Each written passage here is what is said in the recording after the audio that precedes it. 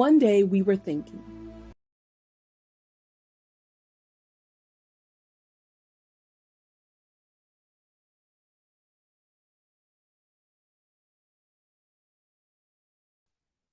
Peace, Peace. peace, family, peace, family. Welcome to another session of Revolutionary Education with the International Black Freedom Alliance and Mad Liberation Education. This is a joint effort, and we're glad to be here. We're having a little bit of technical difficulties, um, so bear with us. Usually, we come on Thursdays at 6 p.m. Central Time, 7 Eastern Time, for Western time or Pacific time. But we here early because we got some business to handle afterwards. But we did want to Show our bring faces. something to you, show our faces, and try to just motivate you all for this next week. So again, make sure you like, share, follow, subscribe, all the wonderful things to put this platform on. Because this is the people's platform, it's your platform, and we just gonna bring it to you. We're bringing it to you, point blank, period. Hopefully the bros get on, but if not, me and Z gonna hold it down. That's right. Uh, Check-ins. Check-ins real quick. But our topic today, we're gonna talk a little bit about the importance of Pan-Africanism and just solidarity throughout the African diaspora. Period. So we're just gonna chop it up a little bit about that, and that's the whole mission of the IBFA to create this, Pan-African movement where everybody is one body and we move in the same direction. So I guess we could start with some check-ins. How was your week? It was good. It's been a lot of spiritual work this week, but it's been going good. I've been consistent and doing, my rituals and whatnot. So I definitely feel good about that, just the consistency part of it. It's been a light week at school, so that's been kind of good too. It's allowed us to get a few more things done or take some more personal time with our other students. But all in all, it's been a great week and it's still going. And it's your birthday weekend. I say definitely, definitely. I don't know, is it my birthday week this week or next week or both? Because Almost. my birthday falls on a Monday, so I don't know if it's the following week or the previous week, but we're gonna turn up. So For if two y'all, weekends. right, right. So if y'all see me out there, acting ignorant, man, don't judge me. It's my birthday week. Straight up, Scorpio's energy for sure. Yes, and New Moon in Scorpio as well. They'll be here in about 7 minutes. So let's do it. Rebirthing, releasing, all of that. So it's a great day today. Ashe. So we just gonna hop right into it. Wonderful. Our weeks are great. Our spirits are up. So we just gonna hop right into it. Pan Africanism. What is Pan Africanism? Right. What is it to be a Pan African? What is it to have that ideology? Right. And I just want to start off real quick with a revolutionary salute to the Honorable Marcus Garvey, because he laid the foundations for us to build upon when we're talking about solidarity amongst African descendants. Period. He laid the foundation. Pan African, the term Pan African wasn't in use when he was organizing the UNIA, but it was definitely built on the foundations that he laid. Right. So we're just gonna talk about it a little bit. So what Marcus Messiah Garvey, the Honorable, Honorable. Yes. wanted Okay. us to do is he wanted us to come under one umbrella, one fold, one nation, right? And he wanted to create a economic situation for us that benefited our people, right? He wanted to build industry that was able to trade and trade with Africa and trade with Africans throughout the diaspora. He wanted to build industry that was specifically for us, by us, right, with grandeur. So he just didn't want to plug in somewhere and say, "Oh, I got a black business." No, he wanted to make something for us, by us. And one of the examples that we have is the Black Star Line. Mm-hmm. And some of the goals of the Black Star Line was to ship product back and forth from Africa and throughout the diaspora, and to facilitate this mass exodus back to the continent, right? And he was going to use the Black Star Line ships to do so. So again, the Honorable Marcus Mosiah Garvey was way ahead of his time with this, because these are the things that we're still trying and struggling with at this moment, right? How do we build economic relationships with our brothers and sisters back on the continent, right? How do we facilitate a exodus back home to Africa, right? Because that's a part of Pan-Africanism, right? That's a part of it. People want Crossing to, international lines. right, and people want to repatriate back home, right? We want to go back to Ghana, to Gambia, to Benin, without passports, right? Without passport, without borders. Ultimately, that's what us as Pan-Africans are trying to do, trying to erase all these superficial colonized borders that were created by the Europeans, right? Especially at home on the continent. So again, a part of our Pan-Africanism, a part of the IBFA is the repatriation back home, the mass exodus, right? And that's important. You know, I just want to sidebar on that real quick.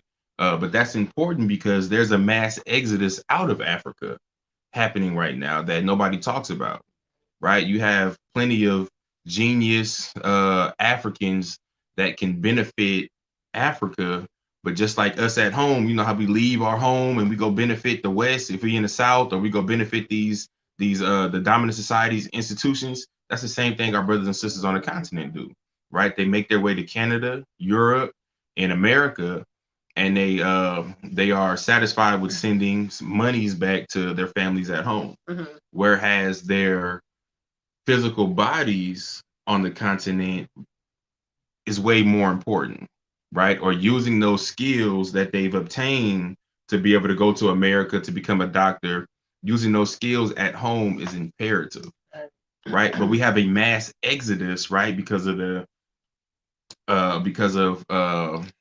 land of milk and honey.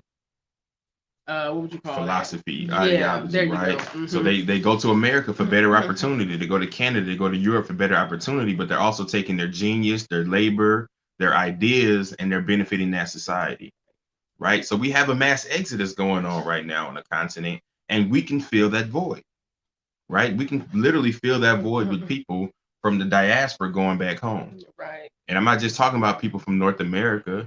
I'm talking about our people from South America, our people who are in Brazil, our people who live in these societies who aren't favorable to them.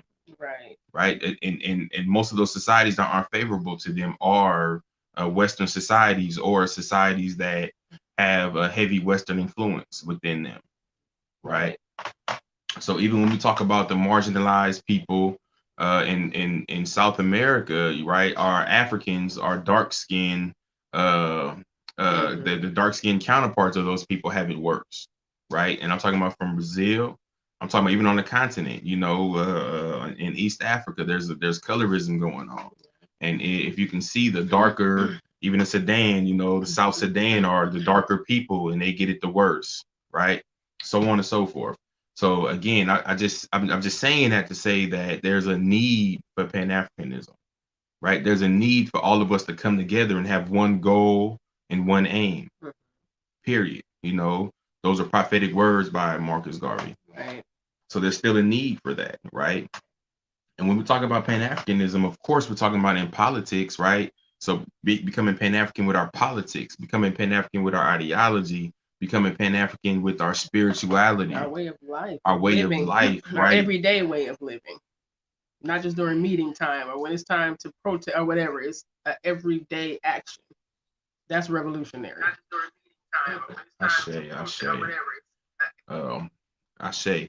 So and again, to pull, right, to be a major part of being Pan-African is Sankofa, right? To pull from our ancestors, to pull from those who came before us, to pull that knowledge and those things that they left for us to help us to launch us forward, right?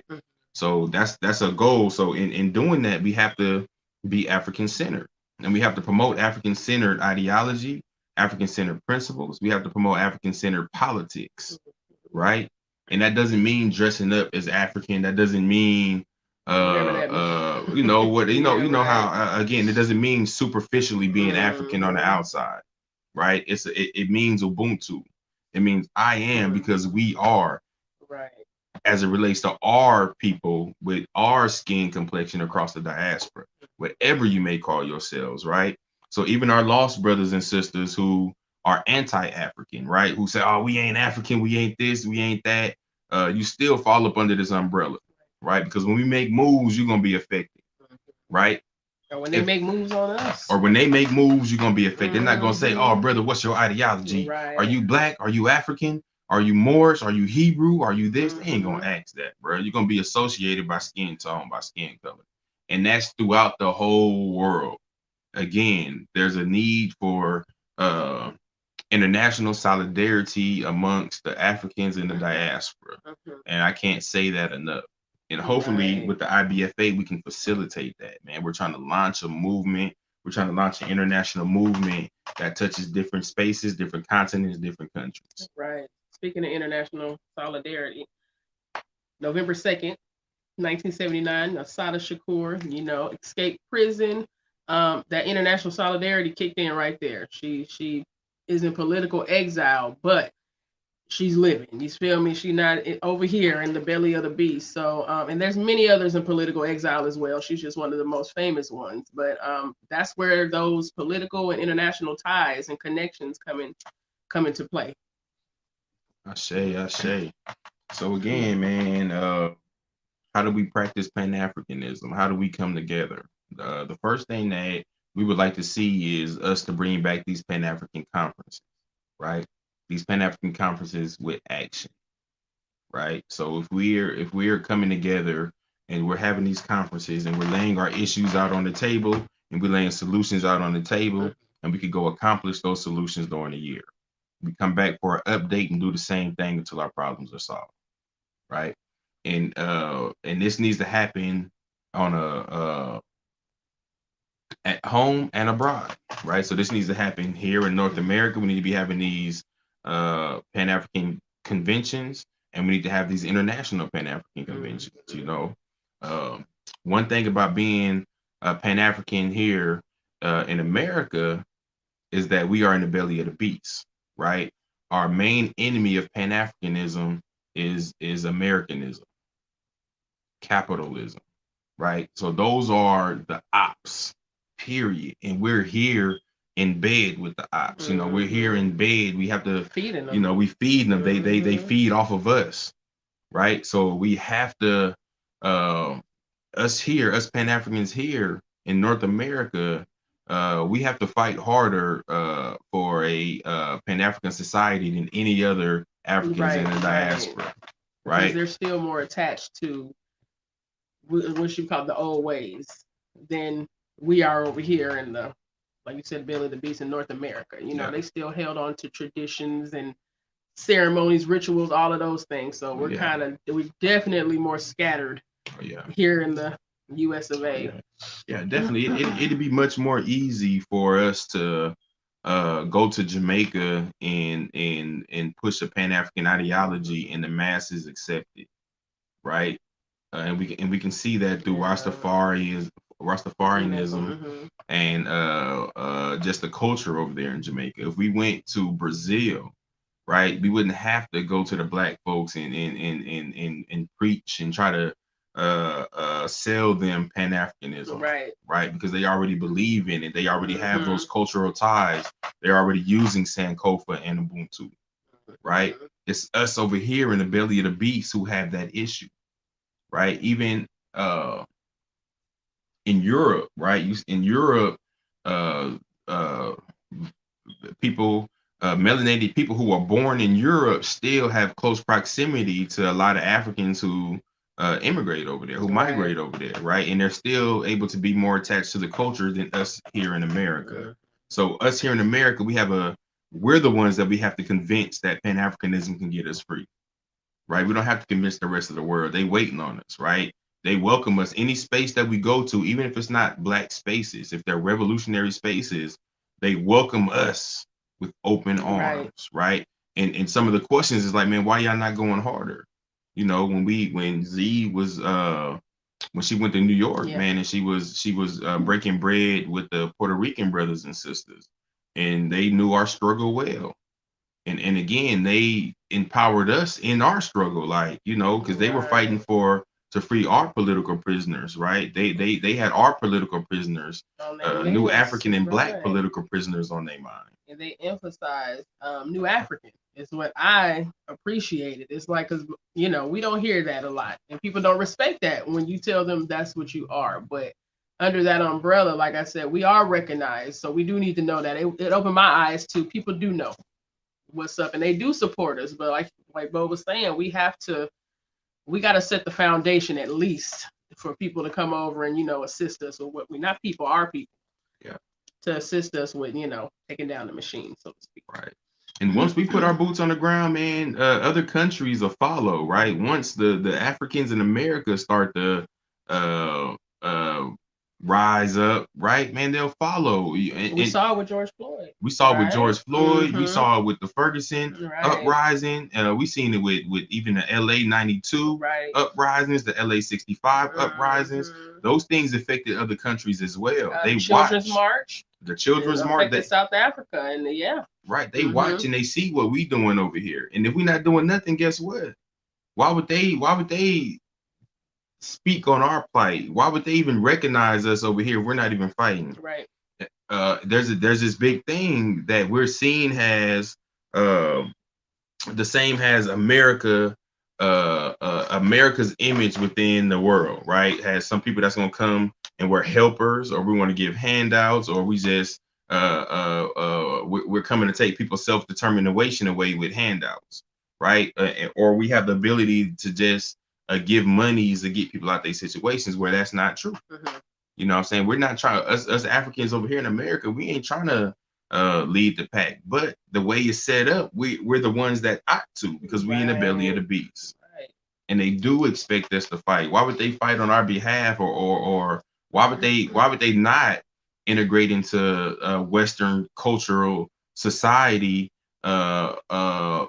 if nobody's there to help them fight, right? So Right. so if we have rebellions in Ghana and in Nigeria and Sudan, so on and so forth, but us over here in the diaspora are quiet, right? They see that, right? And they have supported throughout the diaspora and throughout the revolutionary movements across the world. They have supported us, Mhm. right? They have supported this idea of Black Lives Matter, right? They have financially, figuratively, and have supported the organization of Black Lives Matter, right? So again, it's up to us over here to really draw the line and say we're Pan-African, right? And again, we are for the benefit and the coming together for all Africans throughout the diaspora, Right. wherever you may be, wherever you were born. Right, and everywhere that we are is home. Yeah. To all of us. Right. You know? So again, we here. Anybody want to tap in with some questions or anything? I don't know if that's Tori or Dr. Hood under the IBFA Facebook page, and we have Ebony Africano Ashe. Thank you for tuning in. I know we early tonight, but we got some stuff to do in a minute. But we did want to get on and see y'all and hear y'all. And could you imagine the economical impact of us being able to have free trade with Africa? Right? Could you imagine the cultural and spiritual impact of being able to get products from home, right? Products that were grown in Africa, products that were processed in Africa, and distributed from Africa, right? By Africans, right? Imagine that power of the energies that you would bring into your home and wearing all African garbs that was made in Africa. Our RBG ship pulling up. Whether that's just a plain t-shirt or not, right? So imagine that power that would have. But again, you ask yourself, why don't we have that now? You know, because America is not friendly to our African countries, period. So it's up to us to fight for that. It's up to us to fight for free trade, right, with African countries. It's up for us to fight for the issues that affect these African countries, right? They affect us as well. Because they affect us as well. And a lot of the exploitation that goes on the continent, right, is directly from America. right? In one way or another, whether they're funding it, whether they're sending the people, whether they're benefiting off of it, Right. right? Right. And many of us know about blood diamonds. So I mean, that's just one example, right? So America may not ever send Americans over there to do anything, but they're funding it and they're reaping the rewards off of it, right? And they trick us Americans over here, right? Us people throughout the diaspora to even support this, Right. right? And through all the diamond campaigns that they have, many of them we see them all day on TV. We support it. They secretly use our monies that we pay into like life insurance, right? The banks, the monies that we are sitting in the banks to gain interest. They're using those monies to exploit African countries and brown countries across the world. Investing in military and right, investing in weapons and all of that stuff. investing in military weaponry that will suppress rebellions, right? People who are sympathetic to our plight over here in America. We like I said, we're funding.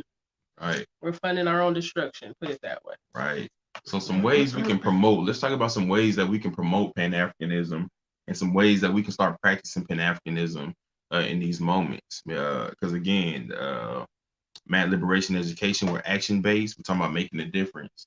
We got a few more minutes to tap in with y'all to be here with y'all. But again, what are some practical ways that we can start practicing Pan-Africanism? So I'm just gonna start by saying it starts at home first of all. So that's where you can start, inside of your home, whether you have children or not, or a spouse, are you single or whatever. It starts in your house with self-care, number one, because we are a great people. You know what I'm saying? We like to look good. We like to smell good. All that stuff. We just love to feel good. So start with self-care first. Point blank, I would say do that. Your meditations and just taking care of your physical body as well, because working, when we have to work and all that, your body gets beat up, point blank. But it is in our people's nature to do self-care. When we're gonna sit around our sisters or our brothers or something and take this load off of our spiritual body. I agree, man. One of the most Pan-African things you can do is love, right? Love yourself and love other Black folks, love other Africans. That's one of the most Pan-African things that we can do in this moment. Despite our shortcomings and despite what we do, our ignorance, and don't take ignorance as that's another thing, folks. Our people, ignorance don't mean you stupid or anything. It's not derogatory. Maybe we use it in a derogatory way, but let me clear that up. It just means that you just don't know the facts of the issue. Right. It's not that you're dumb or stupid or anything like that. You just don't know the foundation of the issue at hand. So, like I said, we have to love each other in spite of that, because we know the journey we've been on. Like I said, we already know our journey here. So, yep, love each other in spite of what they've done to us, and then just love each other just because. I know we all want to be loved just because. So another way that we can start today to facilitate becoming Pan-Africans, right, is to become more African-centered. And what I mean by African-centered is adopting the ways, bringing our culture back to us, and tapping back into our ancestors and our elders who laid the foundation for us, right? So tapping back into African-centered principles, to our African-centered culture, to our African-centered language, right? The way we teach and our relate to each other, right? So we can tap back into these things. We can tap back into the African way of time, right? Where we chill, and we can tap back into all of these different things that centralize us in Africanism, right? And once we do this, we begin to become one, because you got the whole diaspora practicing the same principles. Right. So the frequency is very high at that point. Right. We loving each other the same. We speaking the same language. We speaking the same love language. We're raising our children in the same loving manner. And like you said, tapping back into the old, but not only just tapping back into it, but protecting it. Yeah. Because as we know, again, we have culture vultures out there. Pretty much everybody is a culture vulture to us. There will be no culture without us. So yeah. I would just say definitely we have to protect our way of life, and not letting other people change what they think Black is or what they think African is. Like they said, there's not one way to be Black or African, but we do have certain things inside all of us, like principle. Right. That's right. one thing that we have to live on, and compassion, things like that. So discernment. So And that's a beautiful thing about if we saying we're Pan-African, right? We can pull from our culture in different time spaces and in different spaces, right? We can pull from ancient Kemet and right and talk about Ma'at and balance. right. And then we can pull from the South African Zulu, where we talk about Ubuntu, right? Those are different time spaces, different times in history and physical different spaces, right? And we can talk about the beauty, the beautiful bead work of the Masi to make us feel good, right? So when we're talking about Pan-African, we're talking about pulling from throughout the diaspora to help us get our liberation also.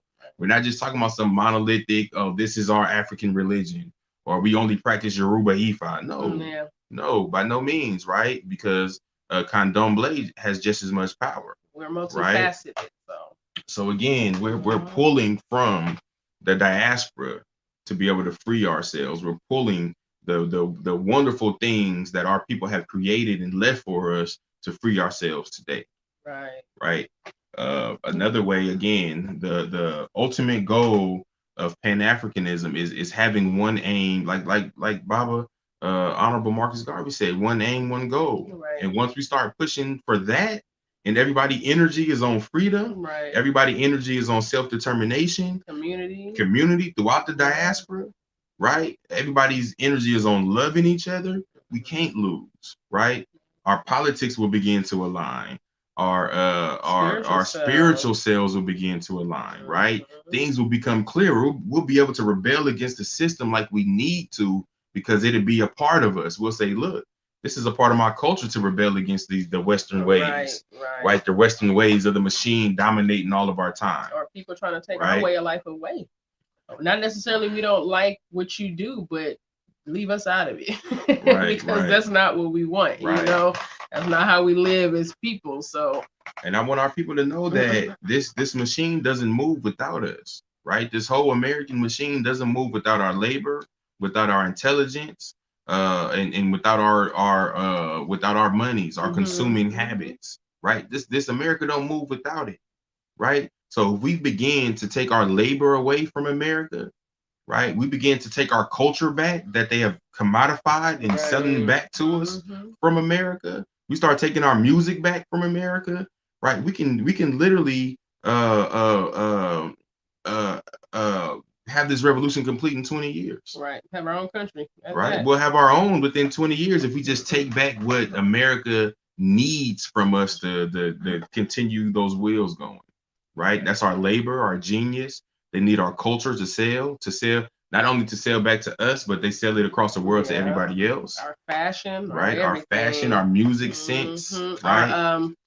The way we speak and the phrases we use and all of those things, like Dove and everybody else steals from us. Right. Or even if you just look on YouTube and you see these famous YouTube personalities, little white girls and white boys, right? They're famous because they're taking our culture and they're commodifying it. You know what I'm saying? They're monetizing it. You know, they talk a little bit ghetto, they're gonna get some views, right?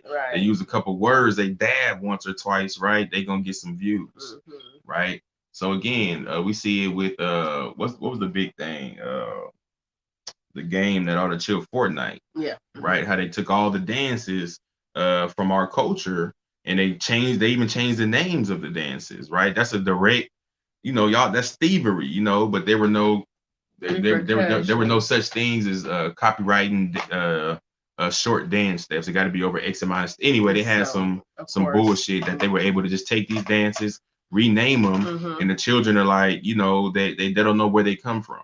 They don't know that that's a part of their culture. Right. You know, they just think it's something Fortnite created and these dances came from Fortnite. And not only that, I guess the rapper who came up with the whatever dance that was, you know, somebody told him, you know, this game is using your dance, but he was like, you know, it's fine, but let it have been one of us that stole his dance moves, because they've done it. They'll sue you and say that you stole. But again, that's that mentality that, you know, this is like a big video game. They probably a gamer them themselves, you know what I'm saying? So they can't even see that they're being exploited and millions of dollars are being made off of what they created. Right. All right. So the next thing that in order for us to be Pan-African is to know what's going on throughout the diaspora, right? So we have to know what's going on with our Africans, and I always say Venezuela because it's close to my heart, right? So our Africans is what's going on in Venezuela, the conditions of Haiti, right? What's going on in Cuba, right? What's going on throughout the diaspora. So we have to be informed, right? Not only to be informed just to know what's going on, but to also be able to try to make a difference. Yes. And if we had mass movements and mass organizations over here, we can pull up to those consulates, right? We can pull up to the UN and to the government officials and say, look, man, I don't like what's going on in Haiti. So we're gonna sit here until something happens. If we sit here too long, it's gonna be trouble. Right. We can send our own convoys over to Haiti. We can send our own convoys over there to Haiti to help do this and do that, so on and so forth. Right. Ebony, we are in Birmingham, Alabama, the one and only, the historic. Yes, we're in Birmingham. Right. Yeah. So we deep in the South, and we do see, we see where our folks can benefit. We see where our, we hear in Alabama the history of the, where the Black Panther Party started, right, with Stokely and so on and so forth. Lowndes County, right. So we here in Alabama, y'all. It is almost past our time that we're supposed to be on because we got to get going. But again, thank you everybody who tuned in. We really appreciate it because again, we were early today. We'll be back next week at our regular time, which is 6 p.m. Central Time, 7 Eastern. And y'all make sure y'all go follow these pages, like these pages, so these lives can pop up. Man, send us some topics. Get in the IBFA inbox. Send us some topics, some questions, so on and so forth. Also, we have another study group, the Mad Liberation Education. So you can just type Mad Liberation Education on Facebook. We'll send the link and everything. Y'all tap into that group. We have a book that we read and we just discuss it. And that discussion happens on Tuesdays. Our current book is Ritual. Yes. By Malidoma Patrice May. Yes. Ashe. Right. Got another comment to say. I'm in the Midwest and I'm Pan-African from the motherland. Thank you. Oh, Ashe. Make sure you link with us. Again, this is Zaza Shakur on Facebook, and I'm Bomani Williams or Bomani Gaidi Toure on Facebook. So link up with us. We need more people to join in and let's push this. Let's build what we're talking about. Again, let's show people, even if it's in small numbers, what Pan-Africanism can do to free ourselves economically, politically, spiritually, mentally, so on and so forth. The list goes on. Okay. So we appreciate everybody that tapped in. Make sure y'all like, share, subscribe to the pages, so on and so forth. We'll see y'all next week. All right. Ubuntu. Peace and power.